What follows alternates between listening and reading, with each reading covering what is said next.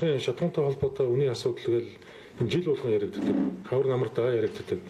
Яагаад одоо шинэ засгийн газар өнөөдөр ингээд салбарын яам одоо шинэ хүчгүй юм шиг ингээд хариуцлага тоосног ч тоосч чадахгүй юм гэхлээр манай улс шиг өнөөдөр стратегийн энэ гол салбараа хувьд шилжүүлсэн улс дэлхийд байхгүй. Бүгд найрамд хятад улс шатуун болон энэ нефтийнхээ одоо салбарыг 100% төрөн мэдлэлтэй авдаг. Оросын холбооноос тийм байна. Дэлхийн бүх улсууд тийм байна. Манайх шиг өнөөдөр шинэгээд шатуун нефтийнхээ асуудлыг бүгдийг хувьд шилжүүлээд за дээрэс нь гурил маха бүгдийг хувьд шилжүүлээд тэгээ ингээд ерөөсөө хувийн аж ахуйн нэгжүүдийн тоглолтод ороод төр засаг нь өөрөө ингээд шийдвэрээ гаргаад яг ард түмнийхээ нийтлэг ашигын дунд зохицуултыгээ бариад явах боломжийг алдчихад байгаа байхгүй юу?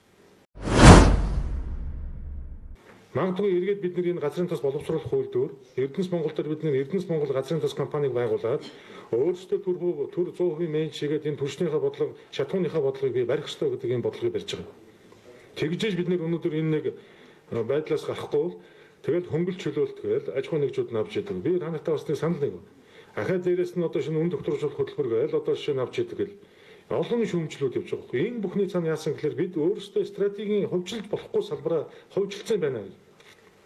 2004 онд нэг компаниг хөгжлөх нь буруу байсан.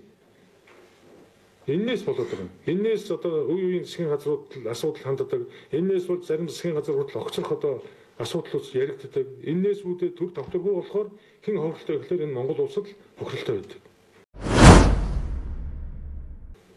Тэгээ одоо энэ шинээр одоо газрын тос боловсруулах үйлдвэртэй холбоотой, газрын тосны компанитай холбоотой энэ асуудлыг бид нэлээд сайн удаа бас бодлогодоо оруулж ирж байгаа. Ер нь Роснефть компанитай энэ газрын тосны компанитайгаа очиж жилд бид нэр квота тохироод төр зохицуулт хийж бас болно. Энэ бүрэн боломжтой шүү дээ. Тэгээд дээрэс нь хувийн аж ахуйн нэгжүүдэд бид нар квотыг өгдөг ийм системээр бас шилжиж болно шүү дээ. Яагаад хувийн аж ахуйн нэгжүүдийн төвөөр шантааж нь бид нар орох хэрэгтэй юм бэ? Яагаад хувийн аж ахуйн нэгжүүдийн төвөөр шантааж нь бид нар орох хэрэгтэй юм бэ?